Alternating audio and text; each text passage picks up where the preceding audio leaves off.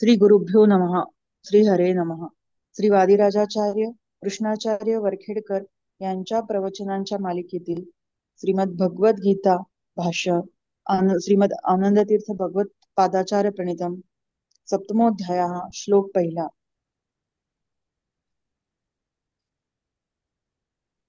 श्री गुरुभ्यो नमः. हरे नमः. हरे नमः. देवं नारायणं नत्वा सर्वदोषविवर्जितं परिपूर्णं गुरुंश्चान् गीतार्थं वक्ष्यामि लेशतः. नष्टधर्मज्ञानलोककृपालुभिर्ब्रह्मरुद्रेन्द्रादिभिरर्चितो ज्ञानप्रदर्शनाय भगवान् व्यासो अवततार.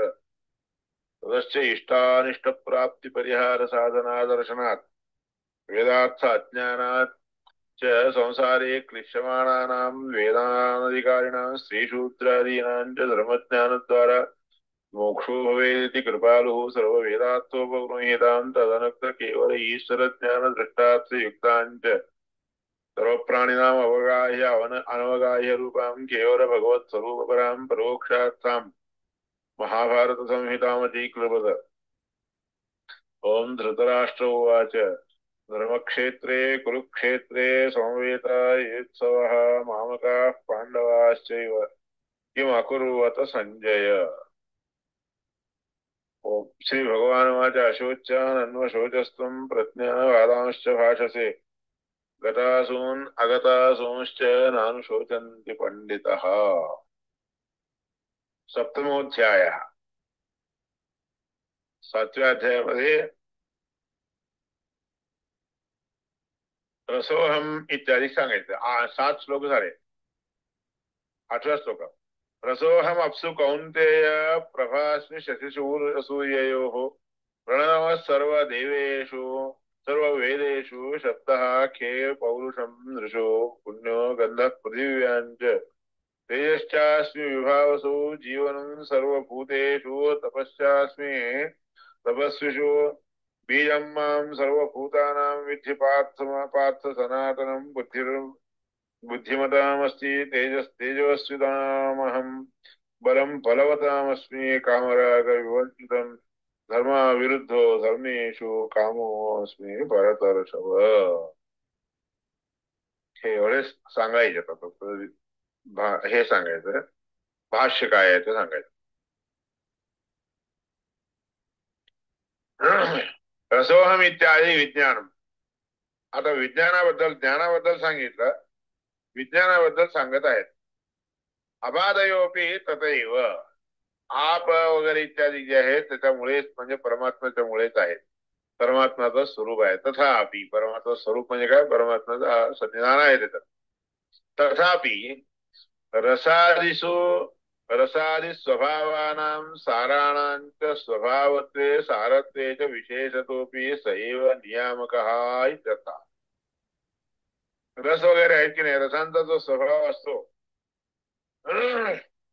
गोड तिखट मीठ वगैरे आंबट वगैरे जे आहे की नाही, हे जे स्वभाव आहेत रसामध्ये असणारे स्वभाव, ते सगळे स्वभाव म्हणजे सार रूपाने परमात्माच असतो. त्यांना तेवढे ती रुची आणून देणारा श्री हरी परमात्मा आहे. नाहीतर गोड खाल्लं तरी कडू लागायला लागतं, कडू खाल्लं तर गोड लागतं वगैरे अशा प्रकारचे प्रकार होऊ शकतात बघा. म्हणून त्याच्यामध्ये गोडी इत्यादी येणं जे आहे ते भगवंतामुळे येत असते. तर साधे स्वभावानां साराणांच स्वभावत्वे सारत्वे च विशेषतः अपि सैव नियामकः. विशेषपणे तोच नियामक आहे. न तो अबाधी नियमानुबद्धो. पाण्याला अनुसरून त्याच्यामध्ये रस इत्यादी घेणं ही गोष्ट नाही बरं का. रसामध्ये किंवा त्याचा सार इत्यादिकामध्ये परमात्मा नियामक असतो म्हणून त्यामुळे ते दिसून येत असतात, दर्शयत. अप्स रस इत्यादी विशेष शब्दैहि. अप्स रसहा इत्यादी शब्दांनी सांगितलंय तिथं. अप्सु रसः पृथिव्यां गंधः रसोहमप्सु कौन्तेय प्रभास्मि शशि सूर्ययोः प्रणव सर्व वेदेषु शब्दः खे पौरुषं दृशु इत्यादी सांगितले जागा विश्लेषणपूर्वक सांगायला. भोगश्च विशेषतो रसादेरपि. आता जो रस इत्यादी असतो की नाही त्याचा भोग आपण घेत असतो. गोड असलेलं, आंबट असलेलं, तिखट असलेलं, काही लोकांना जे जे आवडतं ते सगळं येतं, पण त्याच्यामध्ये तो सार आहे की नाही, रसांचा सार, तो सार भगवंताच्या इच्छेप्रमाणे मिळत असतो म्हणून सांगतो. उपसा उपासनार्थंच उक्तंच गीताकल्पे. गीताकल्प म्हणून आहे, त्याच्यामध्ये सांगितलेलं उपासना करण्यासाठी योग्य व्हावं, म्हणजे सुलभ व्हावं म्हणून. रसादीनां रसादित्वे स्वभावत्वे तथैव च. रसादिकामध्ये रसादित्व, रसपणा येणं किंवा स्वभाव त्यांचा, त्याचा स्वभाव हे यासाठी सारत्वे सर्व धर्मेषु. सर्व धर्मामध्ये देखील सार काय आहे हे कळावं म्हणून विशेषणावी कारणम. विशेषण रूपाने ते कारण असते. सारभोक्ताच सर्वत्र येतो अतो जगदीश्वर. सगळीकडे सारभोक्ता देखील परमात्माच आहे, जगदीश्वर. प्रसादी मानिनाम देहे सर्वत्र व्यवस्थिता. रसादिमानी असणाऱ्या, म्हणजे हा रस मला आवडतो असा अभिमान घेऊन येणारे लोक जे असतात की नाही, सगळ्यांच्या देहामध्ये एकेकांना एक एक रस आवडायचं कारण परमात्मा जाणून देत असतो, तोच त्याला तसं उत्पन्न करत असतो. काही लोकांना गोड आवडत नाही, काही लोकांना खारट आवडत नाही, काही लोकांना आंबट आवडत नाही, असं असते ना. त्या आंबटपणा वगैरे इत्यादी आवडण्याची गोष्ट, जे आवडणेपणा ते आवड्यासारखं व्हायसारखं करणारा तोच असतो का. म्हणजे पाणी इत्यादी जे आहेत की नाही, ते परमात्म्याचे पार्षद आहेत, सेवक आहेत. ज्ञानीना हरिही. ज्ञान देखील, त्या रसांचा जो ज्ञान असतो की नाही, तो देखील परमात्माच देणार असतो.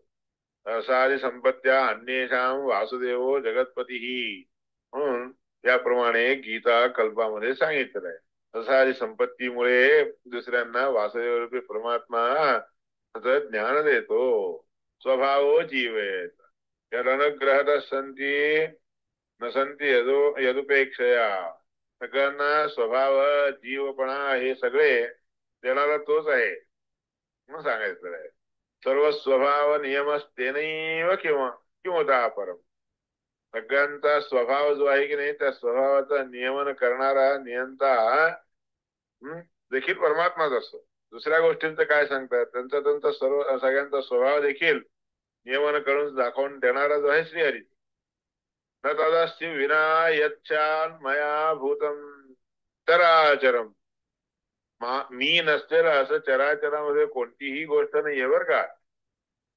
परमात्म्याशिवाय परमात्मा नसताना देखील त्याच्यामध्ये त्याचा स्वभाव येणं हे भगवंताच्या अधीन आहे. भगवंताच परमात्माच देत असतो. धर्माविरुद्ध धर्मोस्मी. अविरुद्ध असणारा, विरोध न येणारा अशा प्रकारचा धर्म देखील मीच आहे. काम राग विवर्तितम. काम राग इत्यादी दूर राहणं, पण सोडणं, पण दूर होणं जाणं इत्यादी सगळे उपासना करण्यासाठी म्हणून सांगितलेलं आहे. उक्तंच गीताकल्पे. गीताकल्पामध्ये सांगितलेलं आहे. धर्माविरुद्ध कामे असो. उपास्य काममिच्छता. आपल्याला काहीतरी कोणती तरी एखादी कामना असेल तर ती इच्छा केली तर त्या कामनेला पूर्ण करणारा श्रीहरी परमात्मा आहे असं समजूनच उपासना करावी. धर्माविरुद्ध कोणताही धर्म आपण जो आचरण करत असतो, आपला आपला जो धर्म असतो, त्या धर्मामध्ये विरोधपणा येऊ नाही. सगळा अगदी सक्रमपणे चालावा अशी आपल्याला जर इच्छा असेल तर, इच्छा असताना आपण तसंच करावं लागतं. विहीने कामरागादेर बरेच बलमिच्छताम. काम राग हे सगळे नसताना बलेच बलमिच्छता, बल मिळावी अशी इच्छा असेल तर त्या बळामध्ये देखील तोच राहतो आणि तोच राहून आपल्याला बळ देतो बरं का. तिथं ध्यान केलं परमात्माचं, तसं ध्यान केलं तर त्याची इच्छा नसताना देखील त्याला बळ प्राप्त होऊ शकतं बरं का. ज्ञानमेव ददाती सहा, सगळ्यांना ज्ञान देणारा तो श्रीहरी परमात्मा. बाकीच्या कोणत्या गोष्टी दुसरे कोणी देऊ शकतील पण परमात्मा मात्र ज्ञान देणारा तोच आहे. इत्यादी. पुण्योगंधा इति भोगापेक्षयाच, पुण्यगंध म्हणून म्हणतात ना ते भोग घेण्याच्या अपेक्षा. भोग घेत असताना आपल्याला कोणतीही वस्तू सुगंध वाटावी असं असेल तर परमात्माच त्याच्यामध्ये सुगंधपणा आणून देत असतो. पृथ्वीमध्ये सुगंधपणा येणं देखील भगवंताच्या इच्छेनं. तसाच श्रुती पुण्यमेवामुं गच्छति न वै देवान पापम गच्छति. कोणीही लोकाला ऊर्ध्व लोकाला जातो तर पुण्य लोकालाच जात असतो. पापिष्ठ लोकाला कोणीही जात नसतो. म्हणून पुण्य लोकाला जाऊन देवांकडे प्राप्त होत होतो. आणि देवलोकाला एकदा गेला म्हणलं की नहावई देवान पापम गच्छती, देवांच्याकडे गेला असं ना तिथं पाप त्याला प्राप्त होतात असं नाहीये बरं का. कारण वेदामध्ये सांगितलंय ऋतम पिबंतो सुकृतस्य लोके म्हणून सांगितलं. ऋतम पिबंतो, ऋतम सत्यम परम ब्रह्म पुरुषम कृष्ण पिंगलम मध्ये सांगितलेलं ऋतंच सुनृता वाणी.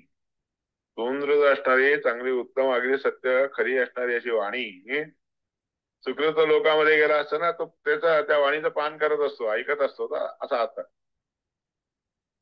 ऋतंच पुण्यम, ऋत शब्दाचा अर्थ आणि पुण्य शब्दाचा अर्थ दोन्ही एकच आहे. ऋत म्हणजे पुण्य, पुण्याचं पुण्य केलं तर त्याच्यामुळे मिळणारं जे काही आनंद सुख आहे की नाही त्याला ऋत म्हणतात.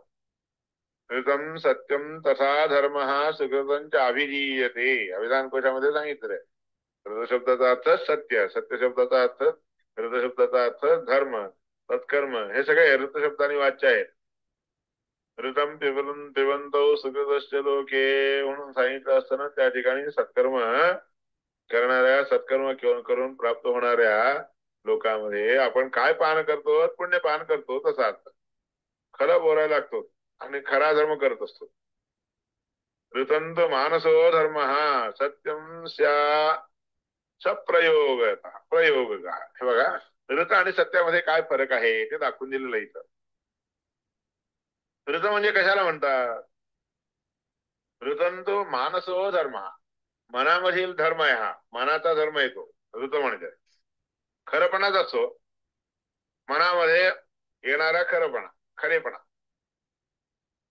आणि सत्य म्हणजे काय, प्रयोग करत असताना आपण उपाय म्हणजे जे करत असतो की नाही, खरं बोलायला जातो की नाही, खरं बोलायला जाणे, बोलणं, खरपणा, बोलण्यामध्ये खरपणा येण्याचं जे असतं की नाही त्याला म्हणतात सत्य. मनामध्ये येणाऱ्या ज्या धर्माला आहेत की नाही, गुणधर्माला आहे, मनामध्ये येणारे गुणधर्म त्याला ऋत म्हणतात बरं का. दोन्हीचा अर्थ एकूण चांगलंच आहे, सत्यच आहे, धर्मच आहे, सत्कर्मच आहे बरं का. हे सगळं एकच असते म्हणून दाखवलं. म्हणजे अनस्तन अन्य अभिजा कशी ती, काहीही न खाता प्रकाशमान होतो. आता या लोकांमध्ये आपण जे काही भोगतो, भोग घेऊन आपण दुःखी असणार म्हणजे आपण आहे. भोग घेतो पण दुःखी राहतो. अजून एक जण आपल्या बरोबर नियमन करणारा जो हरिश्री हरिपरमात्मा असतो की नाही, तो भोग घेतो पण त्याच्याने तो दुःखी होत नाही आपल्यासारखा. खायला भरपूर हो म्हणून खातोच आपण, त्याच्यामुळे दुःख आपल्याला होतं. पोटामध्ये विकार वगैरे इत्यादी घेणं आपल्यासारख्या नाही येतं. परमात्मा तिथे राहून खाऊ घालत असतो, खायला लावत असतो, पण त्याला मात्र काही होत नसते बरं का. म्हणून अनन्यो अभिजा कशी ती हे त्यामध्ये सांगितलं आहे. अन्य निरन्नोपी बले भूयान, दुसरा जो आहे निरन्न असला तरी बलिष्ठ असतो म्हणून सांगितलंय. आता याच्यामध्ये आपल्या शरीरामध्ये तो जीव असतो की नाही, तो जीव, त्या जीवाला काही भोग वगैरे नसतात. तुम्ही खाल्लेलं पिलेलं त्या जीवाला काही लागू होत असते, त्या देहालाच लागत असते. जे देहाला लागत असते ते दुःखाला कारण होत असते.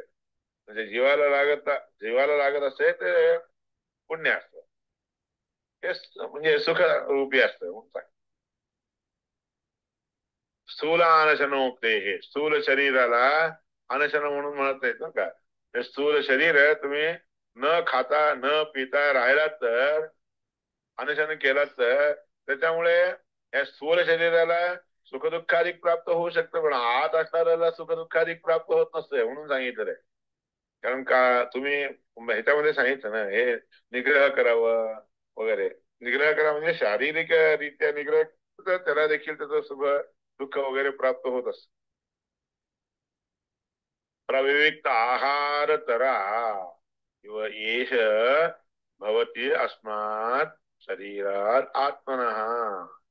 पहा, ह्या शरीरापासून प्रविविक्त आहार तरा, आपण आहार जरी घेतला तरी त्या आहाराचा प्रभाव किंवा आहाराचा अनुभव ह्याला होत नसतो, आत्म्याला होत नसतो, जीवाला होत नसतो म्हणून. असं आपल्यामध्ये आणि आपल्यामध्येच असतात दोन, एक स्थूल आकारी शरीर आणि सूक्ष्म रूपी असतात जीव. ते दोन असतात. दोन पैकी कोणाला काय प्राप्त होत असतं ते दाखवून दिलेलं आहे. म्हणजे अत्र जीव उच्चते. आता आहार वगैरे घेऊन जे शरीराला देहाला जो त्रास व्हायचा असतो तो त्रास जीवाला होत नसतो बरं का. शारीरात आत्मनः, शारीर म्हणून जे आहे की नाही, शरीरापैकी शरीरामध्ये राहणारा जो असतो की नाही, तोच आत्मशब्दाने वाच्य असतो. तो भिन्न असतो, हा वेगळा तो वेगळा असतो बरं का. भोग मात्र या देहाला प्राप्त होतात, दुःख सुख इत्यादी आहे देहाला होत. स्वप्न आदिश्च शारीर आहे. आता मग त्याच्यामध्ये स्वप्न इत्यादी पडतात की नाही आपल्याला, मग ते गुणधर्म कशाचे आहे तर शरीराचे म्हणून सांगायला मिळेल. स्वप्नादिश्च शारीर एव, स्वप्नाधिक जे असतात की नाही ते सगळे शरीराला संबंधून असतात, शरीराच्या बद्दलचे असतात. शारीरस्तु त्रिधा भिन्नो, शारीर शरीराला संबंधित असणारे असे तीन असतात. भिन्नो जाग्रदारी स्वस्थिते, हे ते गुणधर्म प्रत्येकी वेगळा असतात. शरीराला संबंधित असणारे असे जे काही स्वप्न इत्यादी आहेत की नाही ते वेगळेच आहेत. जागृत अवस्था आली म्हणलं की नाही जागे होतो, सुषुप्त अवस्था आली म्हणले की झोपेला जातो, स्वप्नावस्था आली असताना स्वप्न पाहत करतो इत्यादी. ते तीन गुणधर्म आहेत की नाही ते सगळे शारीर म्हणून गरुड पुराणामध्ये असं सांगितलंय. अस्मापासून म्हणजे त्या परमात्म्यापासूनच हे सगळे गुणधर्म आपल्याला प्राप्त होत असतात का.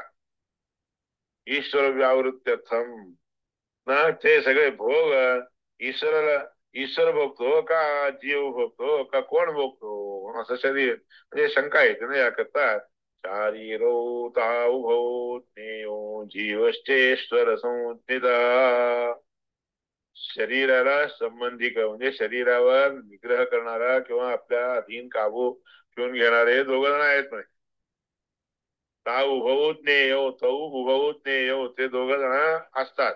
एक तर जीव आणि दुसरा ईश्वर असं म्हणतात. दुसऱ्याला ईश्वर म्हणतात, पहिल्याला जीव म्हणतात तर का.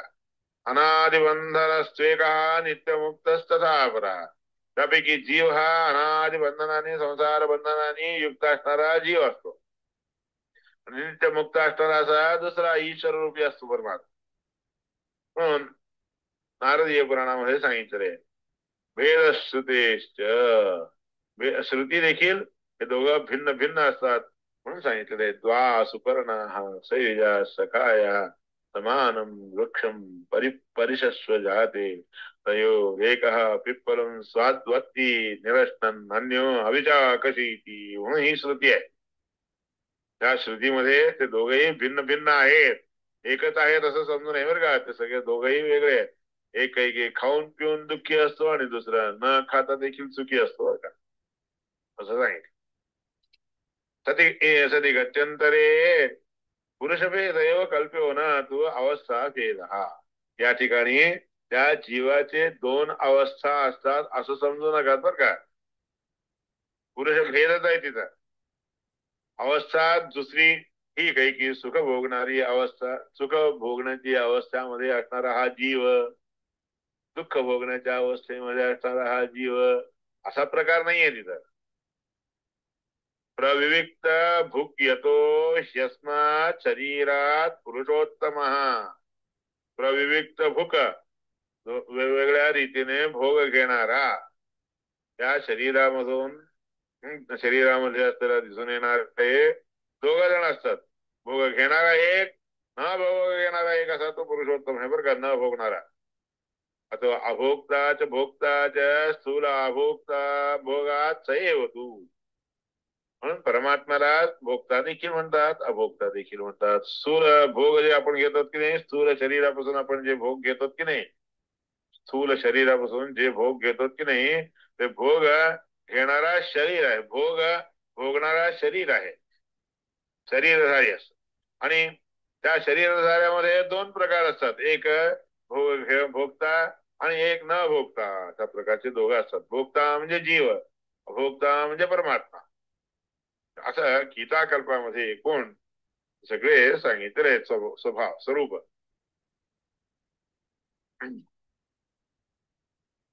शारीरश्चोभयेपिही म्हणून सूत्र आहे, ब्रह्मसूत्र. त्या सूत्राचा देखील हाच अर्थ सांगितला. पुण्यो गंध रसोहमप्सु कौंतेय प्रभास्मि शशी सूर्ययो. चंद्र आणि सूर्यामध्ये प्रभा, रस पाण्यामध्ये आहे. प्रणव हा सर्व वेदेशु, सगळ्या वेदामध्ये परमात्म्याचं सार रूप कोणतं आहे, मूल रूप म्हणजे ते प्रणव, ओंकार. आणि आकाशामध्ये शब्दरूपाने असतो परमात्मा, पुरुषांच्या मध्ये पौरुष रूपाने असतो, दिसून येतो. पृथ्वीमध्ये पुण्य चांगला सुगंध म्हणून जो असतो की नाही, तो परमात्मा, परमात्म्याचाच असतो. आणि प्रकाश इत्यादी देणारा देखील ते त्याच्यामध्ये तेज रूपाने तोच असतो. सर्व प्राण्यांच्या मध्ये जीवन रूपाने तोच असतो. तपस्वी लोक जे असतात त्यांच्यामध्ये तपस्या रूपाने जो आहे तोच असतो. बीज आहे, सर्व प्राणी मात्रांचं बीज मीच आहे.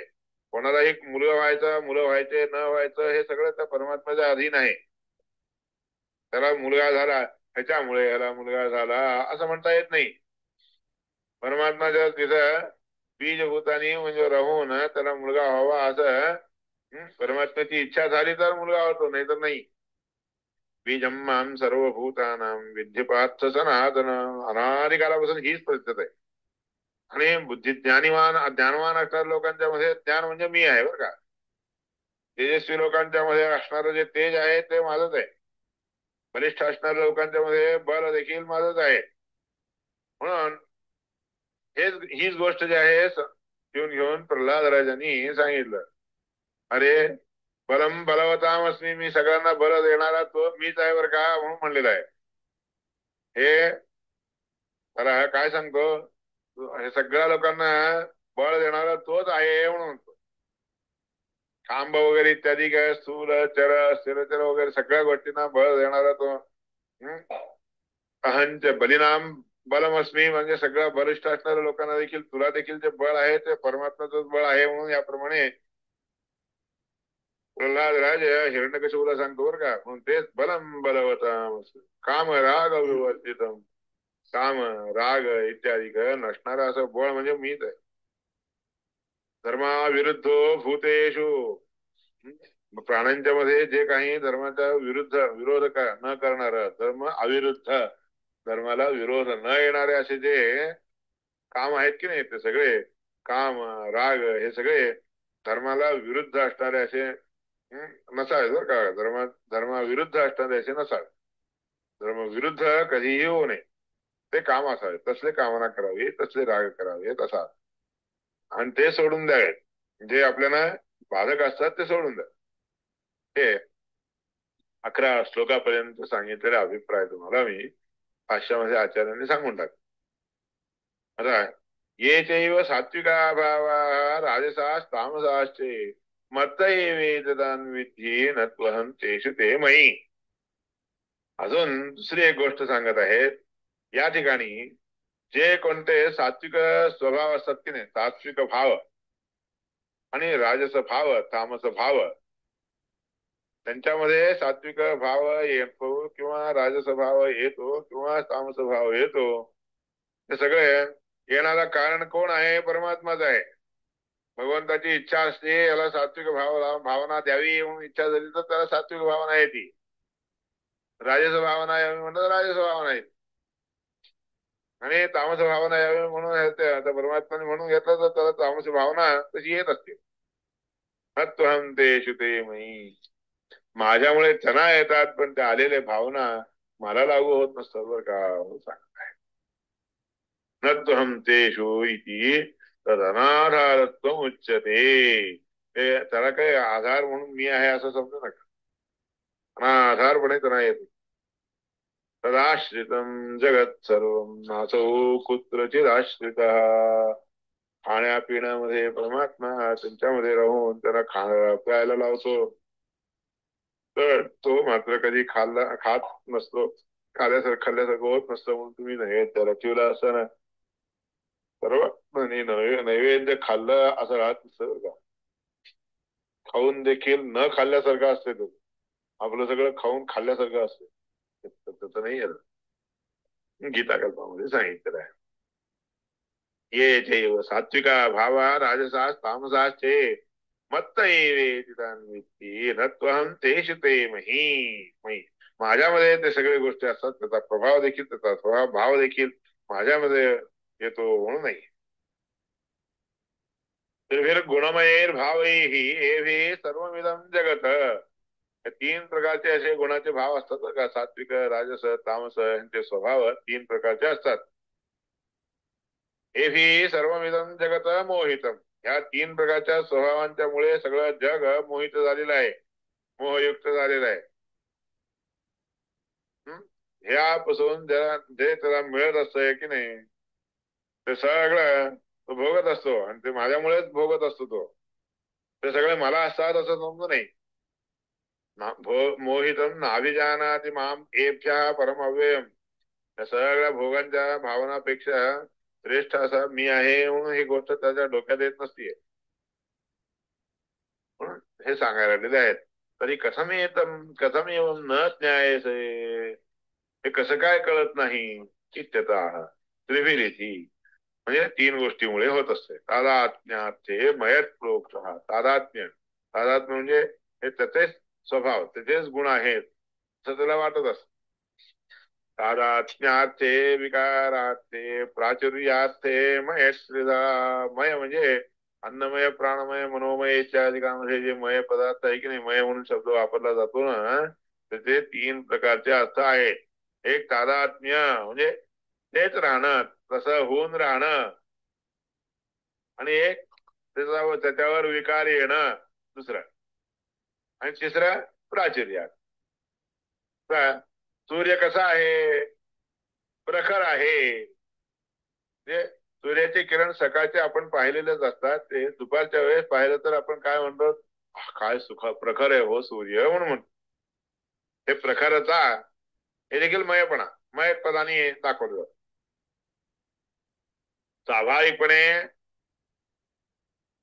गरम राहणं एक आहे, आणि त्याच्यावर विकार येऊन गरम होणं हे दुसरं. पाणी गरम होणं हे काय विकार होऊन आलेलं असतं पदार्थ, प्राचीन म्हणजे जास्तपणा, असे तीन प्रकारे मयत म्हणून दाखवलं जातं.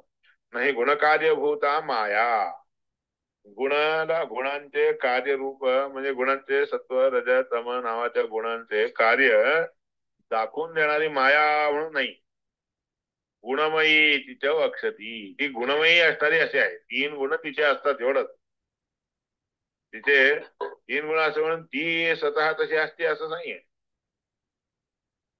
भावैहि पदार्थैहि म्हणून तादात्म्यम कार्यधर्मादेहे संयोगो भिन्न, तादात्म्य म्हणून जे आहे की नाही कार्य, त्याचे कार्य त्याचे गुणधर्म त्यांचा संयोग होऊन भिन्न असणाऱ्या वस्तूचा जसं संयोग वगैरे झाल्यावर आपल्याला दिसून येतो की नाही. आता बाप मुलगा भिन्न भिन्न असतात, तरी देखील त्यांच्यामध्ये असणारा जो स्नेह असतो की नाही, तो संयोगामुळे येत असतो म्हणून सांगितलं. भाव म्हणजे काय? पदार्थ. भावही पदार्थही. भाव म्हणजे पदार्थ असा अर्थ आहे. भावे पदार्थही सर्वे भावा दृश्यमाना गुणमया एतैती. सगळेच्या सगळे भाव स्वभाव आपल्याला जे दिसून येत असतात ते सगळे गुणमया म्हणजे गुणांच्या द्वारेच दिसून येत असतात म्हणून दाखवले जात आहे इथे दर्शेल. हे रीती म्हणून या गुणांच्या स्वभावाने हे सगळं दिसून येत असत.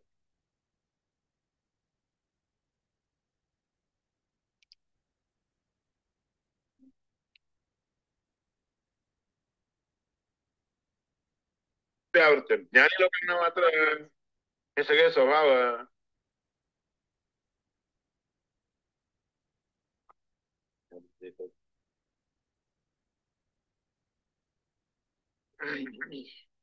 येत असतात. त्याच्यावर निग्रह कंट्रोल वगैरे केलेला असतो ना त्याकरता. गुणमय देहादिकं दृष्ट्वा ईश्वर देहोपी तादृशः इति माया मोहितः इत्यर्थः. गुणमय देह असतात याकरता हे बघून ईश्वराचा देह देखील तसाच असतो असं समजून घेणं ह्यालाच म्हणतात.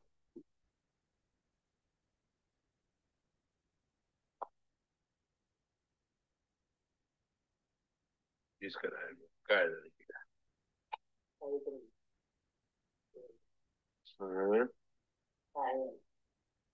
गुणमय देहादिकं दृष्ट्वा ईश्वर देहोपि तादृश इति माया मोहितः इत्यर्थः. जगादच व्यासयोगे. व्यासयोगामध्ये देखील सांगितलं. त्रिभिर्गुणवैर्भावैर् सर्वमिदं जगत मोहितं नाभिजानाति मामे.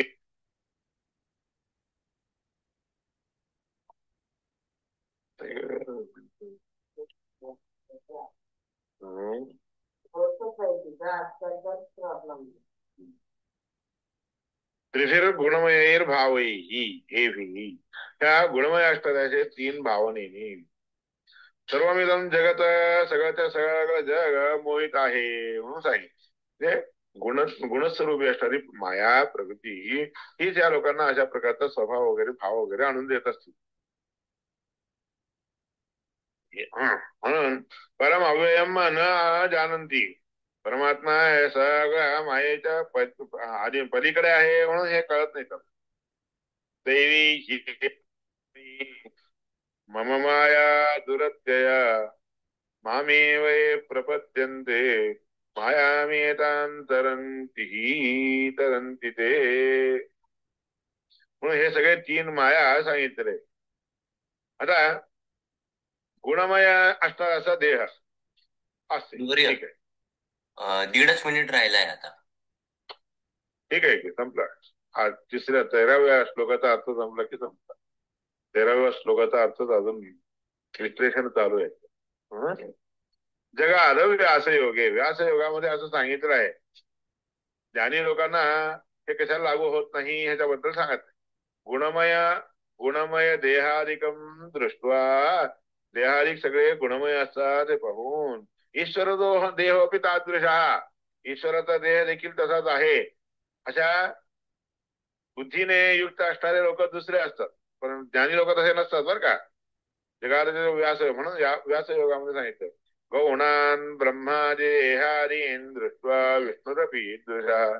गौण असणारे ब्रह्मादिक लोकांचे जे देवता असतात, देवतांचे देह असतात की नाही, ते पाहून विष्णू देखील अशाच प्रकारे आहे असं समजून घेतात. देहादी मन्वानो मोहितो अज्ञो जनो भृशम. अज्ञ असणारे लोक मोहित होऊन जातात. म्हणून ब्रह्मादिक देवतांना देखील काय साक्षात तुम्ही परब्रह्मच आहात हो असं म्हणतात. त्यांना म्हणायला जातात. आजचे लोक म्हणतात बरं का. केवल निर्गुणश्च वगैरे इत्यादी सगळे कारण आहेत. त्रैगुण्य वर्जित म्हणून 3 प्रकारच्या गुणांनी वर्जित असणारा असा श्रीहरी परमात्मा आहे. हे समजावर कसला त्रैगुण्य वर्जित असणार परमात्मा. त्रैगुण्य वर्जित